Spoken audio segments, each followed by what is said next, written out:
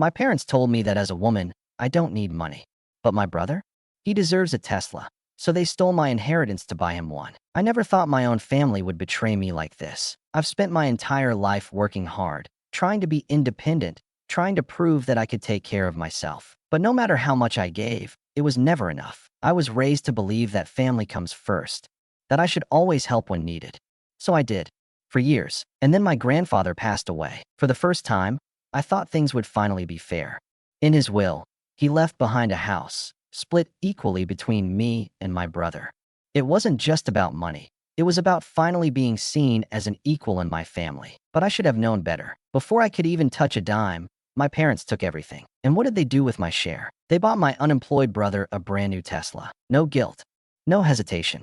Just another reminder that in their eyes, he has always mattered more. This is a real story from r/true off my chest, shared by Julia Whitmore, a woman who spent her whole life giving to her family, only to realize that they saw her as nothing more than a bank account. And trust me, this story only gets worse. If you want to hear how it all unfolded, the betrayal, the lies, and the moment she finally decided to fight back, stay tuned. And if you enjoy real-life stories like this, don't forget to follow Reddit True Vault. I think I always knew. Even as a child, I could feel it.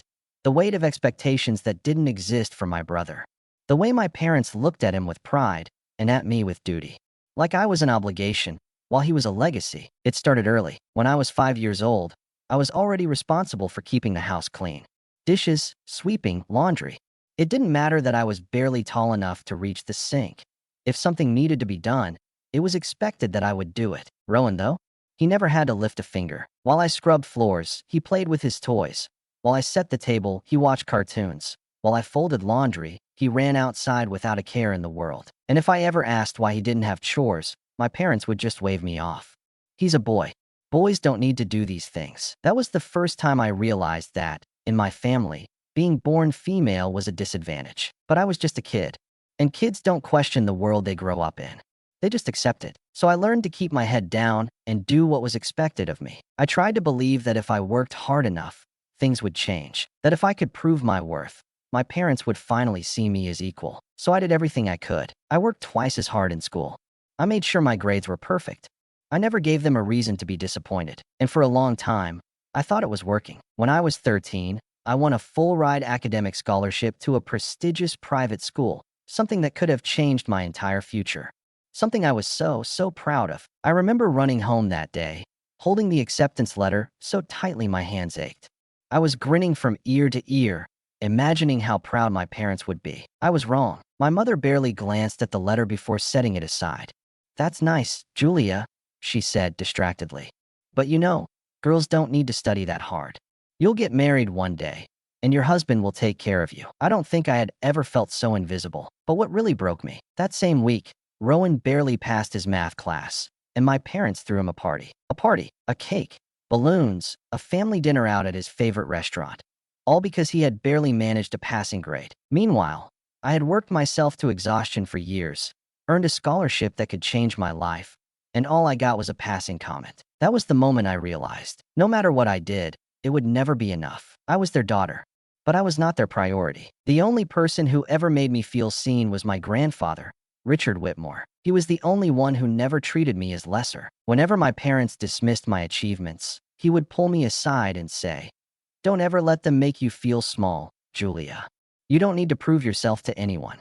You are enough." I held on to those words like a lifeline, because in a family where I was constantly overlooked, he was the only one who ever made me feel like I mattered. He was the only person who ever made me feel loved. And I wish, more than anything, that he was still here. I still remember the first paycheck I ever earned. I was 19 years old, juggling college classes and working a part-time job at a local cafe. The pay wasn't great, but it was mine. For the first time in my life, I felt independent. I had worked for that money, earned it with my own effort. It was supposed to be the beginning of something new. I had plans, small things really. A pair of good shoes for work, a secondhand laptop so I didn't have to keep borrowing one from the school library. Nothing extravagant. But before I even had a chance to decide how to spend it, my mother called me into the living room. She was smiling. Not the forced, obligatory kind of smile she usually gave me, but an actual warm, approving smile. And for a brief, stupid moment, I thought maybe she was proud of me. Then she held out her hand. She didn't ask how my first job was going. She didn't ask if I was happy.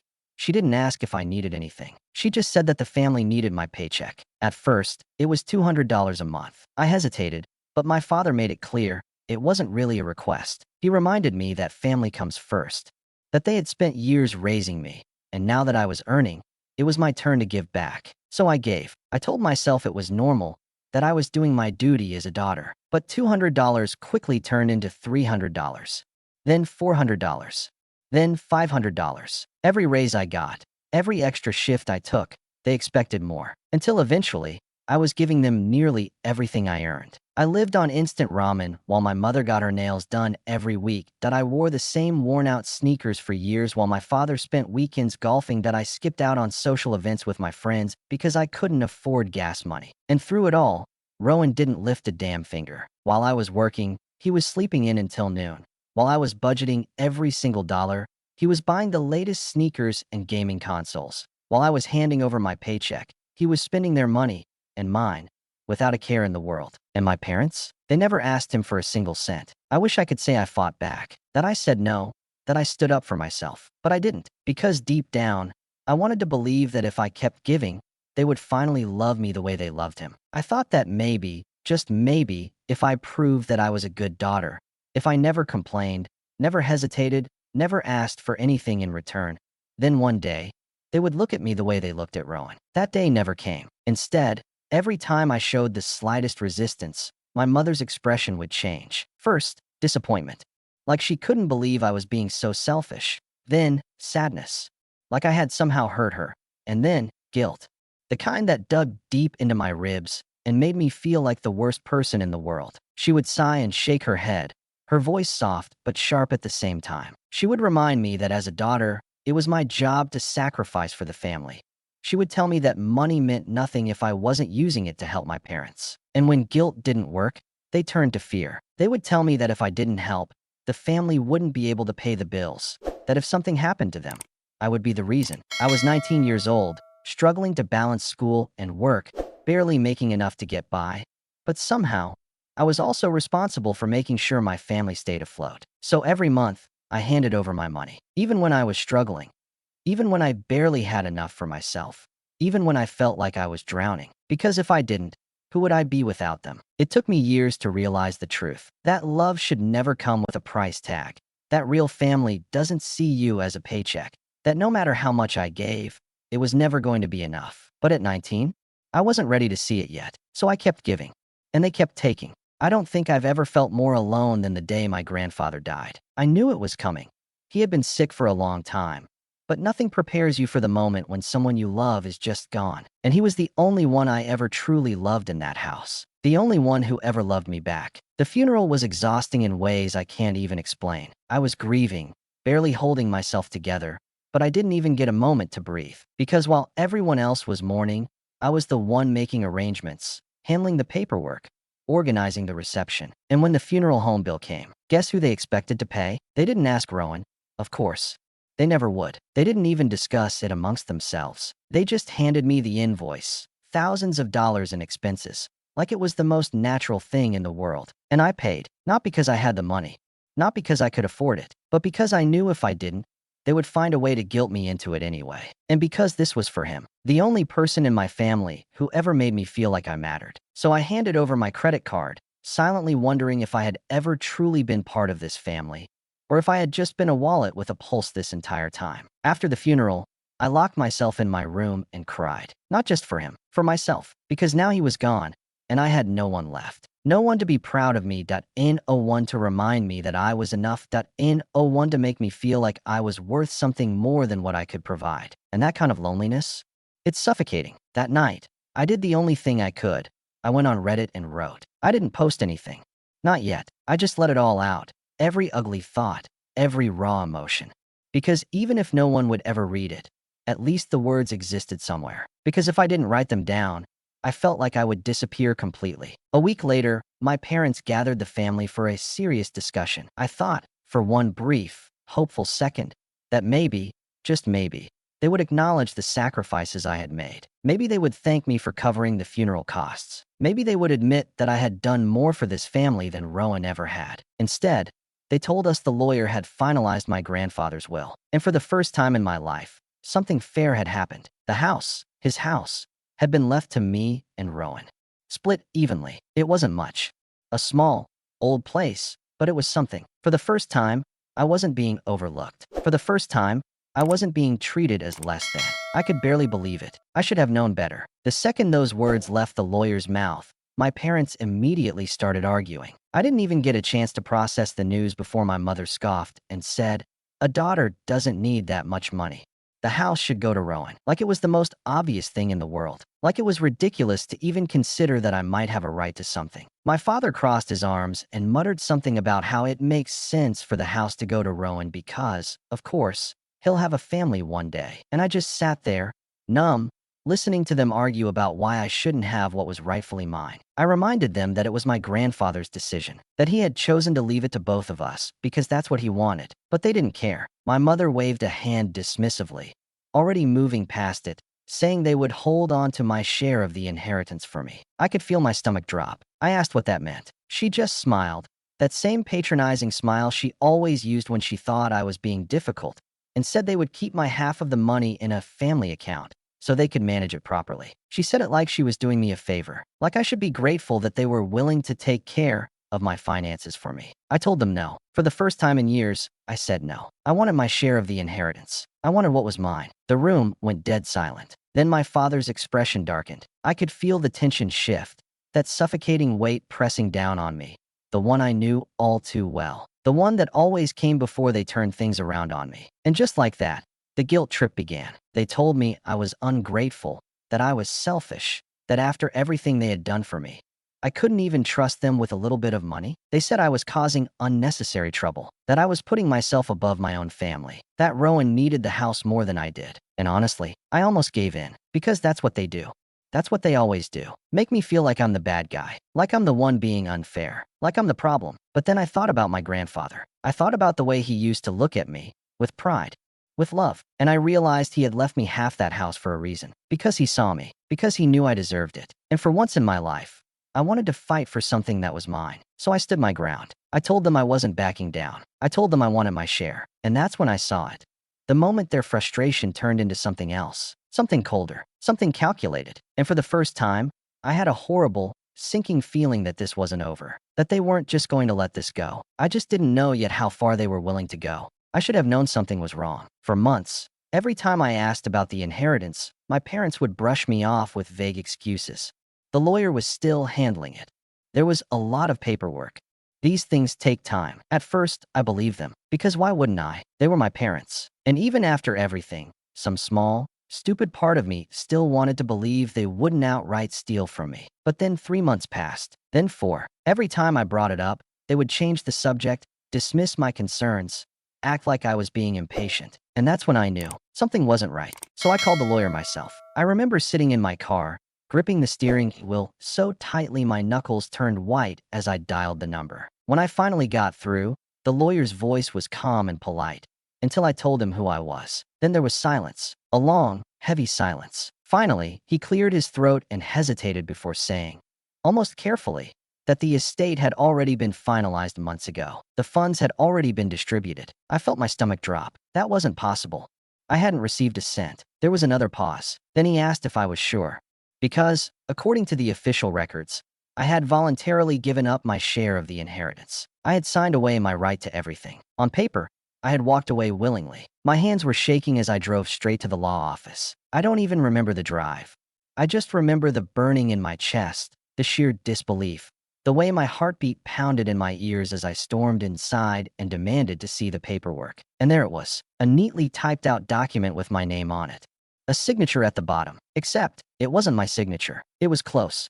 Close enough that someone who didn't know my handwriting well might not notice. But I did. I knew instantly. My parents had forged my signature. They had stolen everything from me. I don't even remember getting home. 1 second, I was in the lawyer's office, staring at that forged document. The next, I was bursting through the front door of my parents' house, my voice shaking with fury as I demanded to know what they had done. They didn't look surprised. They didn't look guilty. They looked annoyed, like I was overreacting, like I was the one causing problems. My father leaned back in his chair, completely unfazed.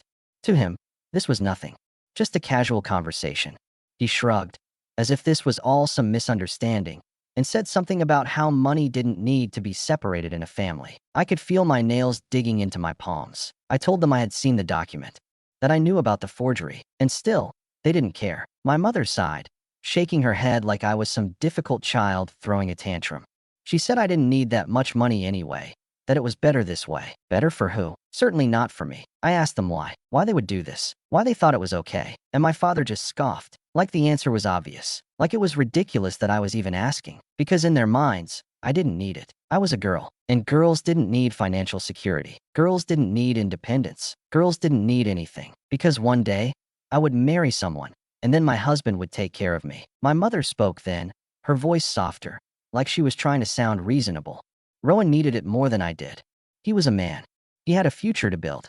I would be fine. I was always fine. It didn't matter that I had struggled for years, that it didn't matter that I had worked myself to exhaustion trying to earn their approval, that it didn't matter that I had sacrificed everything for this family, while Rowan got to sit back and do nothing. Because in the end, I didn't matter. And then Rowan, who had been silent this whole time, lounging on the couch like this entire conversation was boring him, finally spoke. He didn't even bother looking up from his phone, just smirked and said, lazily, that I didn't really need the money.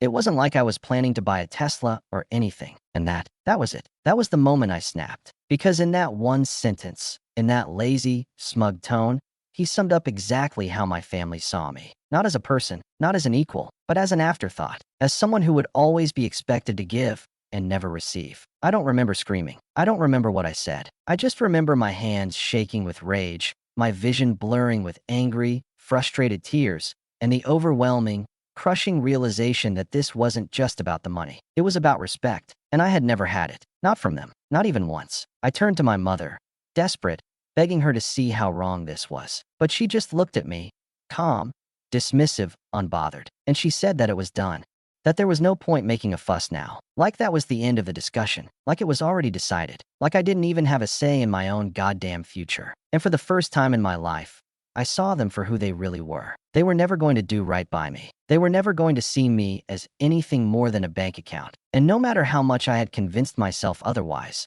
they were never going to love me the way I deserved. So I made a decision. I wasn't going to let them get away with it. I wasn't going to let them steal from me and walk away like it was nothing. I was done being quiet. I was done being used. And for the first time in my life, I was going to fight back. I don't know what I expected to find when I started digging. Some part of me still clung to the desperate, irrational hope that maybe, just maybe, there was a misunderstanding. That maybe they had put the money into a savings account. That maybe it was still there, untouched, waiting for me. But I should have known better. I always should have known better. It didn't take long to find the truth. A few phone calls, a few receipts, and there it was. The entire inheritance, the money that was supposed to be mine, had been used to buy a Tesla. Not just a deposit, not just a down payment, the full price, paid in cash. I sat there, staring at the invoice in disbelief, tracing my fingers over the name listed under the purchase agreement. Rowan Whitmore. It was right there, in black and white, clear as day. The money that my grandfather had left to help me build my future, gone. And for what? For a brand new, top-of-the-line Tesla for a man who had never worked a single day in his entire life. I don't even remember driving to my parents' house. One second, I was sitting at my desk, my laptop open, my hands shaking as I stared at the documents. The next, I was slamming their front door behind me, my pulse pounding in my ears. I barely made it 2 steps into the living room before I spat out the question that had been burning in my throat. I demanded to know how they could do this, how they could take something that belonged to me, something that was meant to secure my future, and throw it away on a luxury car for Rowan. And do you know what my mother did? She didn't flinch. She didn't look guilty. She didn't even look surprised. She just sighed, like I was exhausting her, like she was already tired of this conversation before it even started. And then she said, in the most infuriatingly calm voice, that a Tesla wasn't just a car. It was an investment for a man with no job, a man who had spent his entire life coasting on the efforts of others, a man who had never lifted a single finger to earn anything. I could feel my hands trembling with rage as I turned to my father, silently willing him to see reason. But he just nodded, like this was the most logical thing in the world. Rowan needed the Tesla, he said. It would help him build his career. It would give him the kind of image that attracted opportunities. Because, apparently, the right car was more important than an actual work ethic. I let out a bitter laugh. I couldn't help it. The sheer absurdity of it all. Asterisk asterisk watching them stand there and defend this. Act like this was completely normal. Asterisk asterisk it was so ridiculous that for a second, I almost thought I was losing my mind. I asked them what job Rowan even had that required a Tesla. What company was he working for? What business deal was he closing? What future was he even building? My father waved off the question like it didn't matter. And then Rowan, who had been lounging on the couch this whole time, scrolling through his phone, completely unbothered, shrugged. He didn't have a job. Not yet. But now that he had the Tesla, he was sure something would come up. I don't know why that was the thing that finally pushed me over the edge. Maybe it was the utter entitlement in his voice. Maybe it was the fact that he didn't even pretend to be grateful. Maybe it was just the overwhelming, soul-crushing realization that this wasn't just about money. This was about how they saw me, what I meant to them, which was nothing, because they never would have done this to Rowan. If the situation had been reversed, if he had been the one left with an inheritance, there would have been no discussion, no shared accounts, no family investments. They would have handed it to him without question, because he was their son, because he mattered, because he was worth investing in. And me? I was just a source of income they could exploit until I had nothing left to give. I turned back to my mother, my voice shaking as I demanded to know how she could justify this, how she could possibly convince herself that this was fair. And she just looked at me, calm, composed, and then she said it, the one sentence that shattered whatever remaining illusion I had left. She told me that Rowan was a man, that he had a future to build, that he needed help to get there. And I was always going to be fine. I don't remember what I said next. I should have known it wasn't over. I should have known that people who could steal from their own daughter wouldn't just stop there. But somehow, despite everything, some small, foolish part of me thought that was the worst of it. I was wrong, because 1 week later, my phone rang, and I made the mistake of answering. It was my mother. Her voice was soft, almost hesitant, like she hadn't just spent the last few months screwing me over. She started with small talk, fake, meaningless small talk, asking how I was, how work was going, whether I was eating well. It was so unlike her that, for a brief moment, I let my guard down. I thought, maybe, just maybe, they finally realized what they did was wrong. Maybe she was calling to apologize. Maybe she was ready to make things right. But then she sighed and said, "Julia, honey, I have something I need your help with." And just like that, I knew. This wasn't about making things right. This was about taking more. I asked her what she wanted. And then, as if it was the most normal, reasonable request in the world, she told me they needed me to cover the insurance and tax payments for Rowan's Tesla. I actually had to pull the phone away from my ear for a second because I thought I had misheard her. Surely, after everything, they weren't seriously asking me to pay for the upkeep of the car they stole from me to buy? But no, that's exactly what they were asking. Because, according to my mother, it was only fair. Since Rowan now had a car payment to worry about, it made sense for me to help out with the extra costs. After all, I had a good job. I was financially stable. It was just a small thing.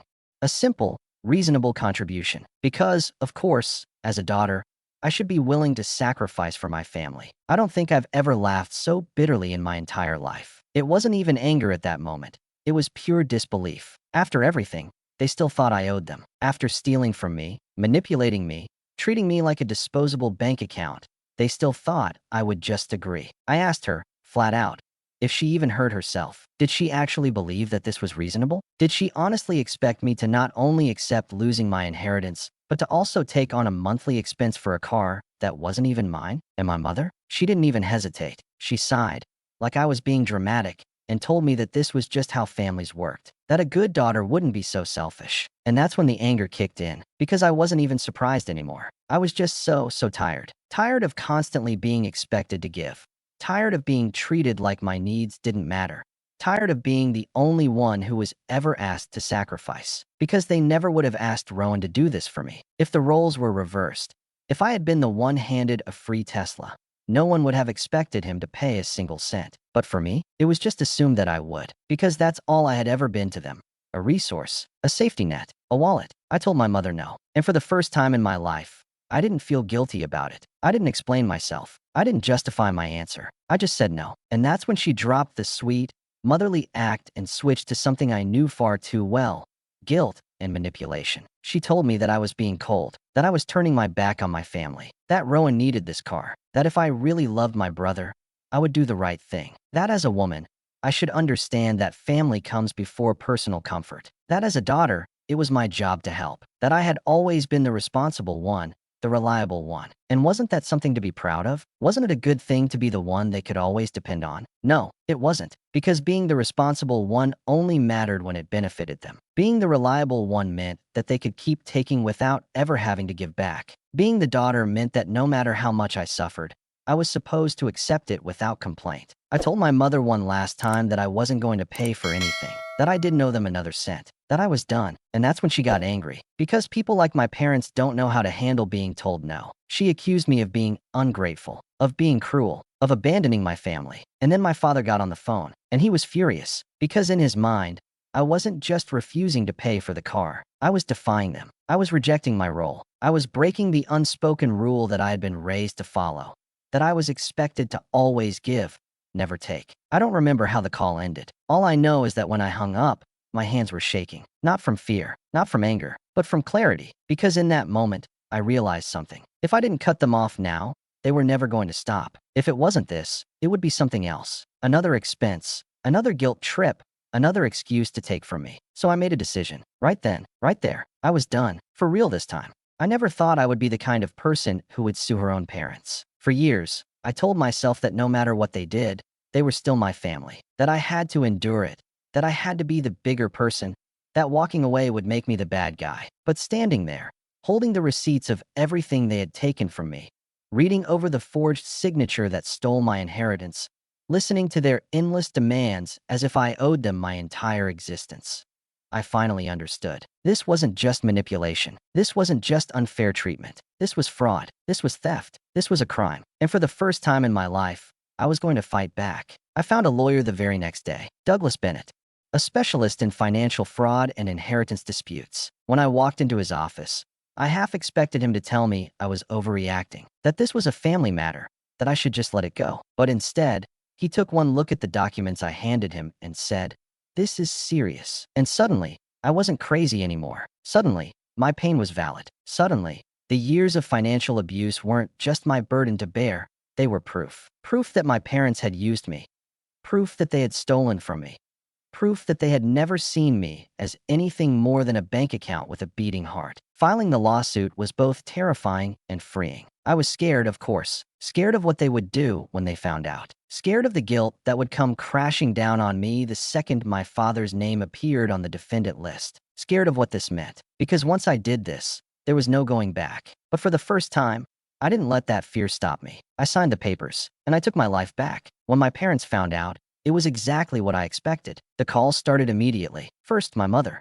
Fake concern laced with barely concealed rage. She demanded to know why I would do this, why I would humiliate them, why I would betray my own family. When I didn't respond, she switched tactics. She sobbed, told me she was so hurt, that this was just a misunderstanding, that she and my father were willing to forgive me if I just dropped the lawsuit. Forgive me, as if I was the one who had done something wrong, as if I was the one who had stolen from them, as if they hadn't spent years draining me dry, treating me like I was disposable. I didn't fall for it. I told her, calmly, clearly, without hesitation, that I wasn't backing down, that they had made their choices, and now, they had to deal with the consequences. That's when she snapped. She screamed into the phone, her voice shrill and shaking with rage. She called me a traitor. She called me ungrateful. She called me a disgrace to the family. And then she handed the phone to my father. If my mother was manipulation through guilt, my father was control through fear. His voice was calm.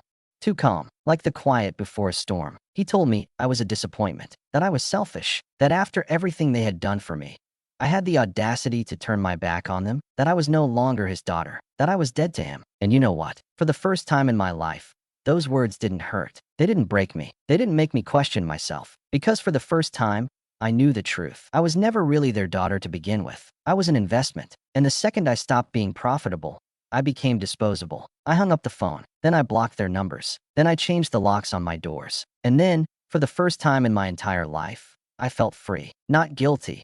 Not scared. Not waiting for the next demand. Just free. The lawsuit is still ongoing. I don't know what the final verdict will be, but here's what I do know. They will never take from me again. They will never guilt me into giving up my own happiness just to make their lives easier. They lost me the moment they forged that signature, and I have never been more sure that it was the best thing that could have ever happened to me. A month ago, I was drowning, trapped in an endless cycle of guilt and obligation, constantly waiting for the next demand, the next sacrifice, the next moment where I would once again be expected to give up a part of myself for people who had never valued me. But now, I'm standing at the peak of a mountain, the wind whipping through my hair, the sky stretching endlessly above me, and for the first time in my life, I feel light. I came here with friends, real friends, people who don't see me as a source of income, but as someone they genuinely care about. We hiked for hours, laughing, pushing each other forward, taking in the kind of beauty I never used to allow myself to enjoy. At the top, we sat in silence, watching the sun dip below the horizon, the sky painted in brilliant shades of gold and crimson. And I realized something. I've spent my entire life trying to earn love, trying to prove my worth, trying to convince the people who should have loved me unconditionally that I was worthy of their kindness. But love isn't something you should have to earn. The right people will love you just for being you, and the wrong people, they will never love you enough, no matter how much you give. I don't know what happened to my parents after the lawsuit, and honestly, I don't care. For the first time in my life, they are not my problem anymore. But what do you think? Would you have done the same if you were in my position? Or do you think I was too ruthless, too unforgiving? But then I remember, they were never going to stop, not until I had nothing left to give. So tell me, what would you have done? Let me know in the comments. And if you want to hear more stories like this, real, raw, and unfiltered, don't forget to follow Reddit True Vault.